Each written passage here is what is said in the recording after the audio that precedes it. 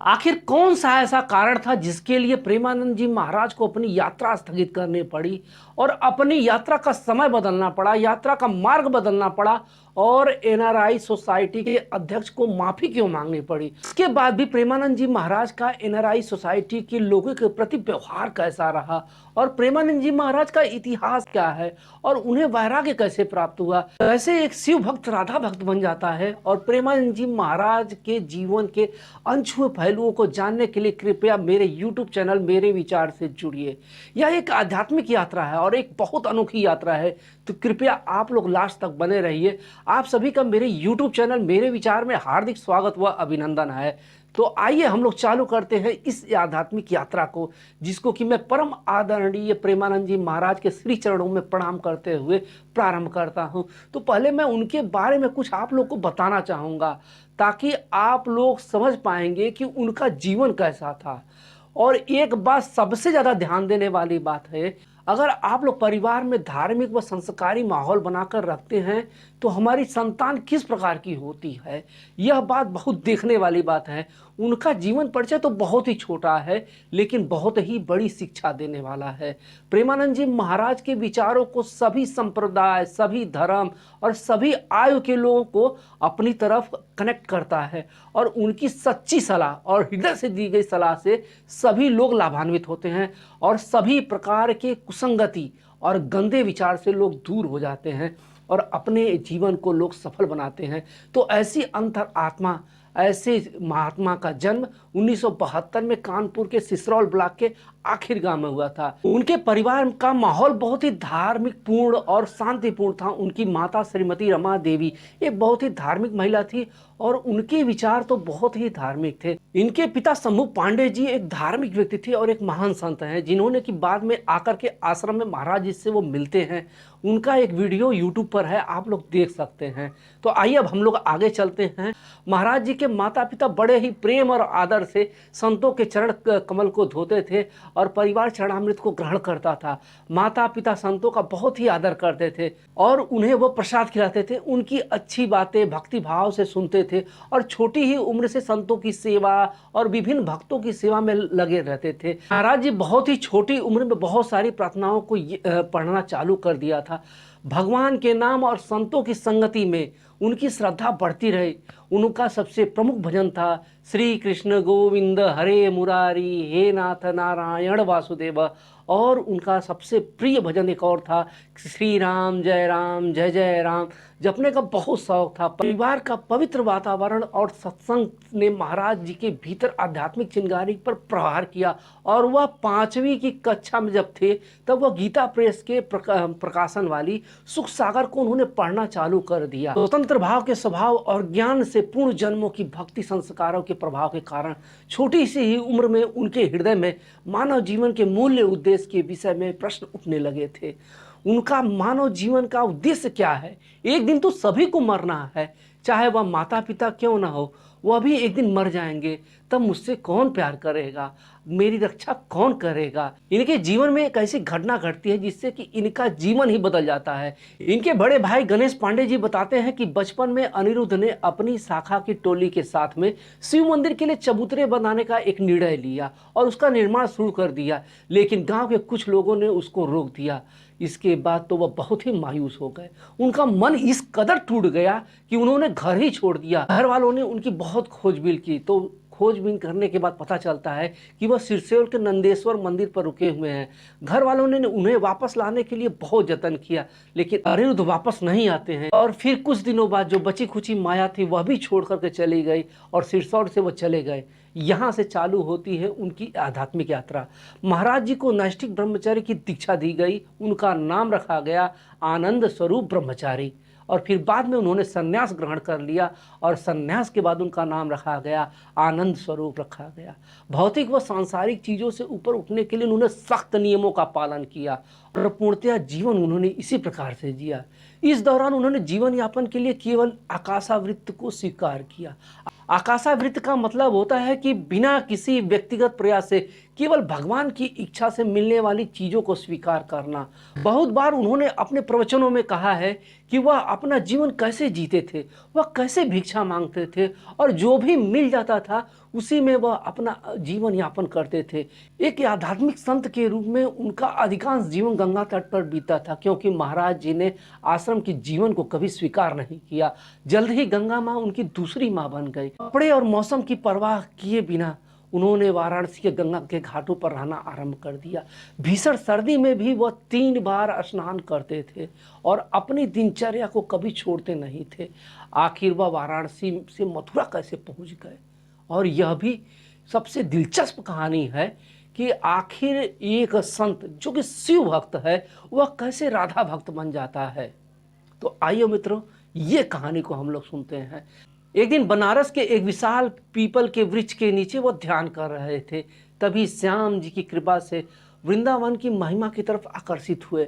अचानक उनके मन में यह प्रश्न आया कि वृंदावन कैसा होगा। फिर अगले ही दिन प्रेमानंद जी महाराज से मिलने के लिए एक अपरिचित संत आते हैं और उनसे कहते हैं, उन्होंने कहा कि श्री हनुमंत धाम विश्वविद्यालय में श्री राम शर्मा जी द्वारा चैतन्य लीला और रात्रि में रास लीला का आयोजन किया जा रहा है, जिसमें आप सादर आमंत्रित हैं। पहले तो महाराज जी अपरिचित साधु के इस आमंत्रण को मना कर देते हैं और संत ने बार बार आग्रह किया कि आप चलिए और दिन में चैतन्य महाप्रभु की लीला को देखिए और रात्रि में रास लीला को देखिए। लेकिन महाराज जी मना कर देते हैं। लेकिन बार बार आग्रह करने के बाद महाराज जी तैयार हो जाते हैं और श्री राम शर्मा जी द्वारा आयोजित चैतन्य महाप्रभु की लीला और रास लीला देखने को तैयार हो जाते हैं। दिन में चैतन्य महाप्रभु की लीला दिखाई जाती है, रात्रि में रास लीला दिखाई जाती है। महाराज जी को यह आयोजन बहुत ही पसंद आता है, वह इसके प्रति बहुत ही आकर्षित हो जाते हैं और यह जो आयोजन है वह 1 महीने तक चलता है। उनको इस आयोजन के प्रति इतना आकर्षण हो जाता है, रासलीला के प्रति इतना आकर्षण हो जाता है कि वह श्री राम शर्मा जी से वह निवेदन करते हैं कि कृपया मुझे भी आप अपने साथ में वृंदावन ले चलिए, मुझे भी अपनी सेवा में लगा दीजिए। तो श्री राम शर्मा जी कहते हैं कि नहीं, मैं आपको नहीं ले जा सकता हूँ। लेकिन एक संत के द्वारा उनको वृंदावन लेके जाते हैं और वृंदावन ले जाने के बाद क्या होता है वहाँ तो और भी बढ़िया होता है। बस आप लोग मेरे साथ में बने रहिए। प्रेमानंद जी महाराज वृंदावन पहुँचते हैं तो वहाँ वो किसी को जानते नहीं थे। महाराज जी हर दिन का कार्य केवल यही होता था कि वह वृंदावन की परिक्रमा करते थे और श्री बांके बिहारी जी का मंदिर का वह दर्शन करते। यहीं पर यह बात होती, इसी परिक्रमा और इसी दर्शन को लेकर के एनआरआई सोसाइटी वाले जो हैं वह प्रश्न चिन्ह खड़ा करते हैं। ऐसा क्या होता है एनआरआई सोसाइटी वालों के साथ में कि जो इस परिक्रमा और इस दर्शन पे वो लोग प्रश्न चिन्ह खड़ा करते हैं, यह मैं आपको आगे बताऊं। आगे उनके जीवन में यह होता है कि एक संत उनको सलाह देते हैं कि वह राधा वल्लभ मंदिर में भी जाना चाहिए और राधा वल्लभ जी का महाराज का ध्यान घंटों आकर्षित करता था। वह श्री हित मोहित महाराज गोस्वामी जी प्रेमानंद जी महाराज को राधा वल्लभ संप्रदाय में शरणागति का मंत्र के माध्यम से दीक्षा देते हैं। कुछ समय बाद पूज्य श्री हित गौरी शंकर जी महाराज से उनकी मुलाकात होती है और निज मंत्र शिक्षा प्राप्त करते हैं, जो कि सहचारी भाव और नित्य भाव का रस है, जो कि मेन इंटेंशन है इसका। इस प्रकार से महाराज को रसिक संतों में स्थान मिल जाता है, जो कि गुरु की लगातार 10 साल सेवा करने के पश्चात हुआ। गुरु की महिमा क्या होती है आप महाराज जी के आचरण व्यवहार से आप समझ सकते हैं। उनका व्यवहार कितना मधुर है, इसका अंदाजा आने वाली घटनाओं से आप लगा सकते हैं। सन 2000 में उनका आगमन वृंदावन में हुआ और आज 2025 चला है। इस बीच में कितना परिवर्तन हुआ आप लोग समझ सकते हैं। आगे की जो कहानी है कि हित राधा कैली कुंज ट्रस्ट वृंदावन 2016 में स्थापित एक गैर लाभकारी व गैर संस्कारी संस्था है।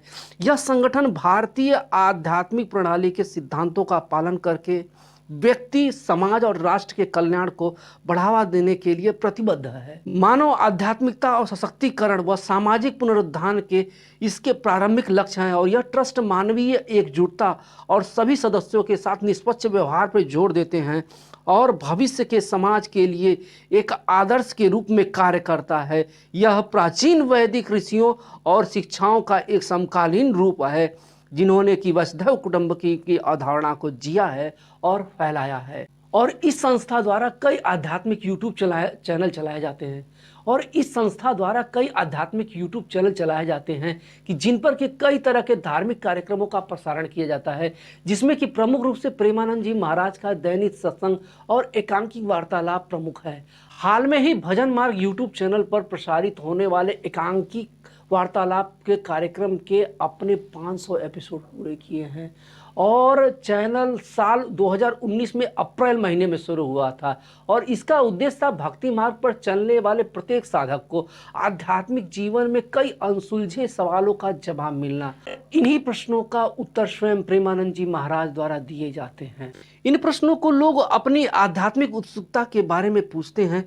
इसमें सेलिब्रिटी से लेकर के और आम जनों तक होते हैं और सभी लोगों आके यहाँ पे प्रश्न पूछते हैं और प्रश्न पूछने और अपनी आध्यात्मिकता को जताने के लिए लोग हजारों की संख्या में महाराज जी का दर्शन करने के लिए रात्रि 2 बजे से वृंदावन के सड़कों पर रहते हैं। इन प्रश्नों का बहुत ही सरलता से जवाब मिलना और आध्यात्मिकता को बढ़ावा देना, यही प्रेमानंद जी महाराज का बहुत बड़ा गुण था और इसी गुण के कारण लोग इनके तरफ आकर्षित होते हैं और आकर्षित होने के कारण उनका दर्शन करने के लिए लोग वृंदावन आते हैं और वृंदावन की सड़कों पर हजारों की संख्या में लोग इनका दर्शन करने के लिए खड़े रहते थे। और लेकिन बहुत सारे जो उत्साही भक्त हैं वह उनके लिए बैंड बाजा और पटाखों का इंतजाम करते थे। जब वो आते थे तो ये सब करते थे, लेकिन यहीं पर गलती हो जाती है और एनआरआई सोसाइटी के चबूतरे पर लोग जाकर पटाखे फोड़ना चालू कर देते हैं और समय होता है रात्रि के 2 बजे। अगर आप किसी के घर के सामने रात्रि के 2 बजे पटाखे फोड़ेंगे तो क्या लोगों को तकलीफ नहीं होगी? एनआरआई सोसाइटी वालों के चबूतरे के सामने जब लोग पटाखे फोड़ते थे तो एनआरआई सोसाइटी वालों को इससे बहुत तकलीफ होती थी। वह अपने बच्चों को समय से स्कूल पर नहीं भेज पाते थे, अपना समय से जो जीवन का दिनचर्या थी उसको कंप्लीट नहीं कर पाते थे। इसी का विरोध करने के लिए कुछ महिलाएं तख्ती लेकर के इसका विरोध करती हैं, जिसका कि महाराज जी को बहुत बुरा लगता है और महाराज जी कहते हैं कि मैं तो यहाँ पर लोगों को सुख देने के लिए आया हूँ, दुख नहीं दे सकता हूँ।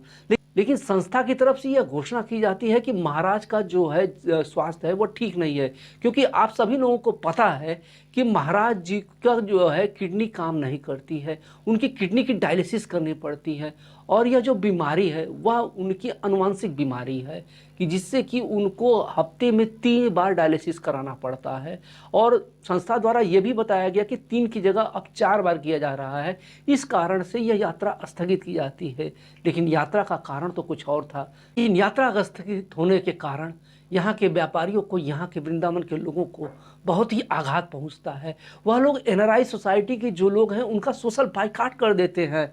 तो सोशल बाइकाट से घबरा करके उसके जो एनआरआई सोसाइटी के प्रेसिडेंट है वो महाराज जी से मिलते हैं, उनके घर के महाराज जी से मिलते हैं और उनसे आग्रह करते हैं कि आप अपनी यात्रा को चालू कीजिए, आप अपनी यात्रा को यथावत चालू कीजिए और वृंदावन के लोगों को कृतार्थ कीजिए।